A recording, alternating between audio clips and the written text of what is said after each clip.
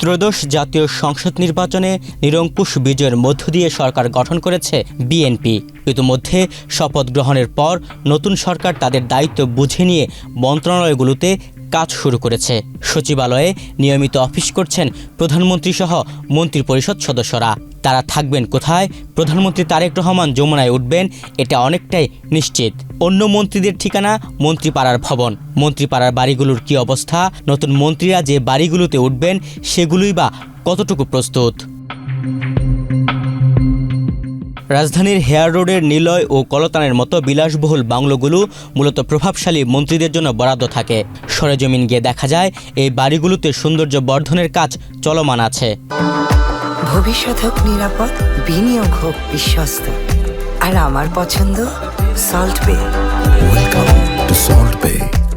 প্রতিটি বাড়িতে টুকটাক মেরামতের কাজ করছেন মিস্ত্রিরা। এরই মধ্যে অনেকগুলো বাড়ি বসবাসের জন্য প্রস্তুত আছে বলে নিরাপত্তা কর্মীরা জানিয়েছেন। হেয়ার রোডের বাড়িগুলোতে গণপূর্ত মন্ত্রণালয়ের ওয়ার্ক অর্ডার অনুযায়ী নতুন মন্ত্রীদের বাসার ফার্নিচার সহ সব ধরনের আসবাবপত্র আসতে শুরু করেছে। ইতিমধ্যে কয়েকটি বাড়িতে সকল কাজ শেষ, আর অন্য বাড়িগুলোর ভেতর ও বাহিরের ছোটোখাটো মেরামতগুলো শেষ পর্যায়ে আছে। হেয়ার রোডের দু একটি বাড়িতে এখনও অন্তর্বর্তীকালীন সরকারের দু একজন উপদেষ্টা বসবাস করছেন, তবে তারা শীঘ্রই এই বাড়ি ছেড়ে চলে যাবেন, নাম প্রকাশে অনিচ্ছুক এক নিরাপত্তাকর্মী জানিয়েছেন। এছাড়া বেইলি রোডের মিনিস্টার অ্যাপার্টমেন্টের ফ্ল্যাটগুলো টুকটাক সব ধরনের কাজ প্রায় শেষ পর্যায়ে। এসব ফ্ল্যাটে যে কোনো মুহূর্তে উঠতে পারেন বর্তমান সরকারের মন্ত্রী প্রতিমন্ত্রীরা।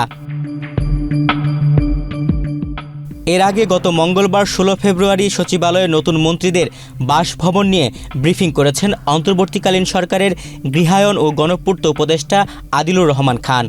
সাংবাদিকদের তিনি বলেছেন, Mintu road, hair road, Dhanmondi এবং গুলশান মিলিয়ে এখন পর্যন্ত 37টি বাড়ি প্রস্তুত করা হয়েছে।